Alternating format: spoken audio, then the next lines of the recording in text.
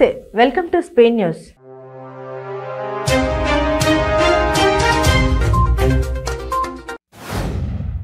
జనగామ జిల్లా కేంద్రంలోని Hanamkonda road industrial area Gurudwara ఎదురుగా ప్రధాన రహదారిపై ఓ వ్యక్తిని దారుణంగా హత్య చేసిన ఘటన జరిగింది. అంబేద్కర్ నగర్ కు చెందిన పగడాల సందీప్ అనే వ్యక్తి ఫకీర్ సురేష్ ను కత్తితో మెడకోసి హత్య చేశాడు. ఈ హత్య జరగడానికి ముందు సందీప్, సురేష్, మరో వ్యక్తి ముగ్గురు కలిసి ఘటనా స్థలికి 10 మీటర్ల దూరంలో మద్యం సేవించారు. కుటుంబ తగాదాల నేపథ్యంలో సందీప్, సురేష్ ను హత్య చేసినట్లు తెలుస్తోంది. తెలంగాణ యూనివర్సిటీ దగ్గర విద్యార్థులు ఆందోళనకు దిగారు. వీసీని తొలగించాలని, విద్యార్థుల సమస్యలు పరిష్కరించాలని డిమాండ్ చేస్తూ విద్యార్థులు నిరసన చేపట్టారు. విధులకు వెళ్లకుండా సిబ్బందిని బయట అడ్డుకున్నారు. వర్సిటీ ప్రధాన గేటు ముందు వంట, పార్పు, భోజనాలు ఏర్పాటు చేశారు. ఉపాధ్యాయుల అటెండెన్స్ విషయంపై తమను ఎవరూ సంప్రదించలేదని రాష్ట్ర రెవెన్యూ ఉద్యోగుల అసోసియేషన్ అధ్యక్షుడు బొప్పరాజు వెంకటేశ్వర్లు తెలిపారు.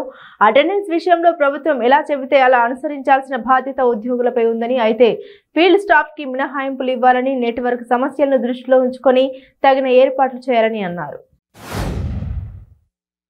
ఫిబ్రవరి 9వ తేదీ నుండి 12వ తేదీ వరకు జరగనున్న అంతర్జాతీయ కరాటే ఛాంపియన్షిప్ పోటీలకు విశాఖ స్వర్ణ భారతి ఇండోర్ స్టేడియం వేదిక కానుంది. ఈ మేరకు విశాఖలో open karate championship CM cup 2023కి సంబంధించి బ్రోచర్ను సినీ నటుడు సుమన్, విశాఖ ఉత్తర నియోజకవర్గం సమన్వయకర్త చైర్మన్ కేకే రాజు ఆవిష్కరించారు.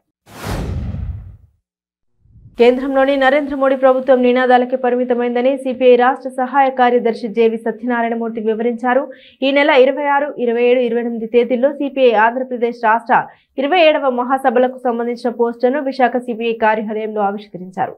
ఈ సందర్భంగా వారు మాట్లాడుతూ కేంద్రంలోని బీజేపీ ప్రభుత్వం ఆచరణలో సాధించిందని శూన్యమని అన్నారు.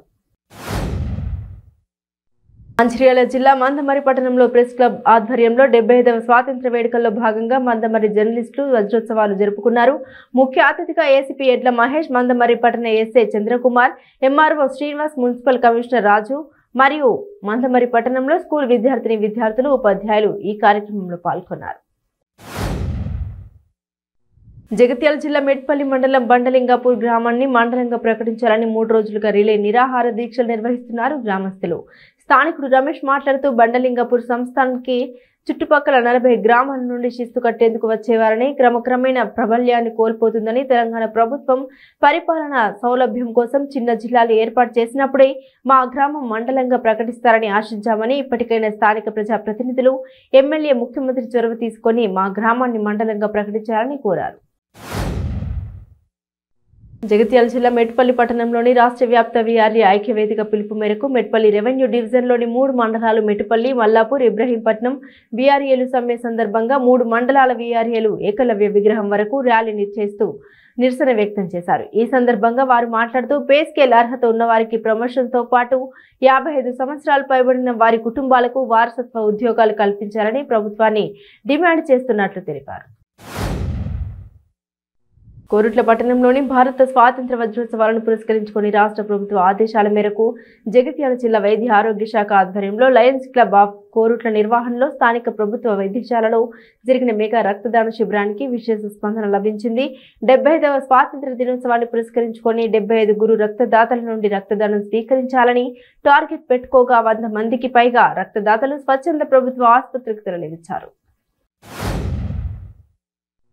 భవన నిర్మాణ కార్మిక సంఘం రాష్ట్ర వ్యాప్తంగా ఇచ్చిన పిలుపులో భాగంగా మెట్పల్లి లేబర్ కార్యాలయం ముందు భవన నిర్మాణ కార్మికులు ధర్నా చేపట్టారు.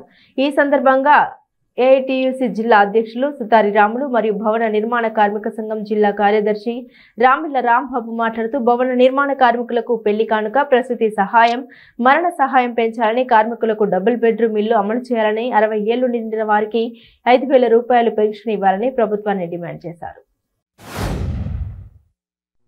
మునుగోడు నియోజకవర్గ ఉప ఎన్నిక రానున్న నేపథ్యంలో అన్ని పార్టీలు పోటాపోటీగా కార్యక్రమాలు నిర్వహిస్తున్నాయి. కోమటిరెడ్డి రాజగోపాల్ రెడ్డి ఎమ్మెల్యే పదవికి రాజీనామా చేయగా ఉప ఎన్నిక షెడ్యూల్ రాకముందే మునుగోడును అన్ని పార్టీలు ప్రతిష్టాత్మకంగా తీసుకున్నాయి. ఈ నేపథ్యంలో ఎన్నికల ప్రచారాన్ని తలపించేలా కార్యక్రమాలను ముమ్మరంగా చేస్తున్నాయి. నియోజకవర్గంపై ఎలాగైనా పట్టు సాధించాలనే లక్ష్యంతో ముందుకు సాగుతున్నాయి. మునుగోడులో సీఎం కేసీఆర్ సభ నిర్వహించేందుకు మంత్రి జగదీష్ రెడ్డి సభాస్థలికి అనువైన ప్రాంతాలను పరిశీలించారు. కమ్యూనిస్ట్ పార్టీ నేతలు ఎర్ర గులాబీలు అని బీజేపీ రాష్ట్ర అధ్యక్షుడు బండి సంజయ్ అభివర్ణించారు. ముఖ్యమంత్రి కేసీఆర్ చిల్లర పెంకులకు ఆశపడి టీఆర్ఎస్ కు అమ్ముడుపోయారని ధ్వజమెత్తారు. అలాగే కాంగ్రెస్ మునిగిపోయే నావా అని ఆ పార్టీ నేతలు బహిరంగంగానే కొట్లాడుకుంటున్నారని వ్యాఖ్యానించారు. మునుగోడు ఎన్నికల్లో కాంగ్రెస్ టీఆర్ఎస్ పార్టీలు మెదక్ జిల్లా చిలిప్చేడు మండల పరిధిలోని చిట్కుల గ్రామం పంచాయతీ కార్యాలయం ఎదుట సర్దార్ సర్వాయి పాపన్న గౌడ్ జయంతిని పురస్కరించుకొని గౌడ సంఘం ఆధ్వర్యంలో వేడుకలు ఘనంగా నిర్వహించారు. ఈ కార్యక్రమానికి ముఖ్య అతిథిగా Narsapur market committee chairperson Anasuya Ashok Goud హాజరయ్యారు. ఈ సందర్భంగా పలువురు మాట్లాడుతూ బహుజన నాయకుడు, తెలంగాణ శివాజీ, బహుజనులను ఏకం చేసిన మహానీయుడని కొనియాడారు.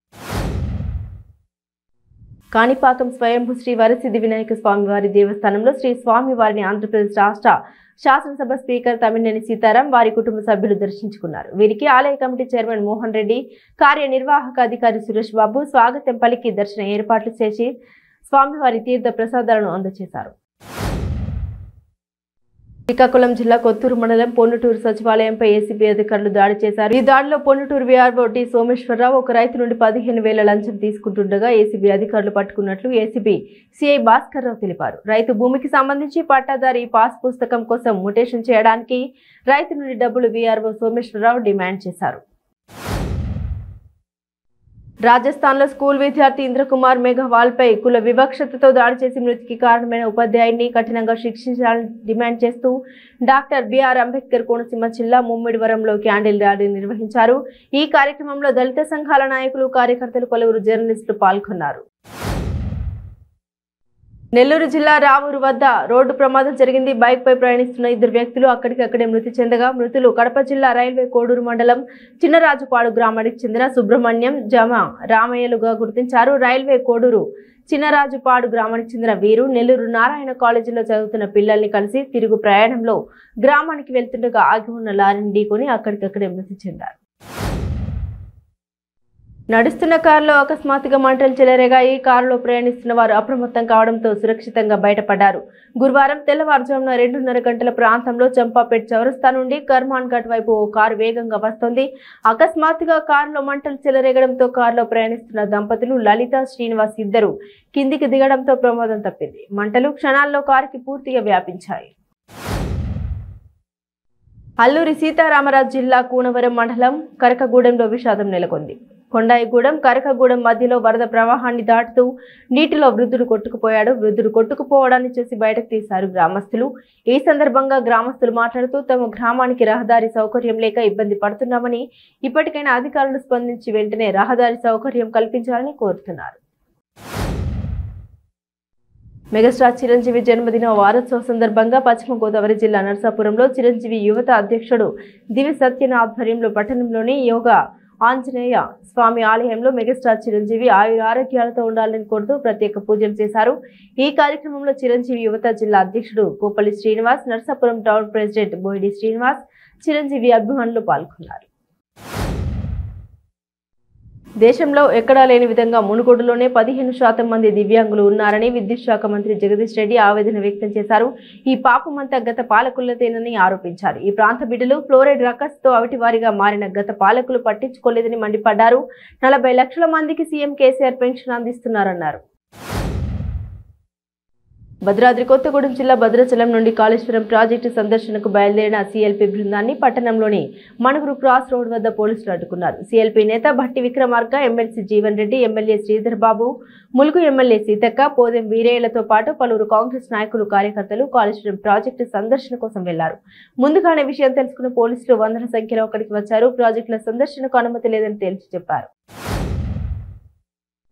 చంద్రబాబుకు కష్టం వచ్చినప్పుడు కొమ్ము కాసేందుకే పవన్ కళ్యాణ్ జనసేన పార్టీని స్థాపించాడని రహదారులు, భవనాల శాఖ మంత్రి దాడిశెట్టి రాజా విమర్శించారు. జనాన్ని జనసేన వైపు చూడమంటాడు, ఈయనేమో టీడీపీ వైపు చూస్తాడంటూ వ్యంగ్యాస్త్రాలు సంధించారు. ప్రశాంతంగా ఉన్న ఏపీలో అలజడులు సృష్టించేందుకే పవన్, చంద్రబాబు, లోకేష్లు ఏపీకి వస్తున్నారు. ఎమ్మెల్యేలు కూడా కాలేని పవన్ సీఎం జగన్ పై చాలా ఛాలెంజ్లు చేశారు. కాపులు ఎవరు కూడా పవన్ ని నమ్మే స్థితిలో లేరని, పవన్ కి ఓటేస్తే చంద్రబాబుకి ఓటేసినట్లే అని కాపులకు తెలుసని మంత్రి తెలిపారు.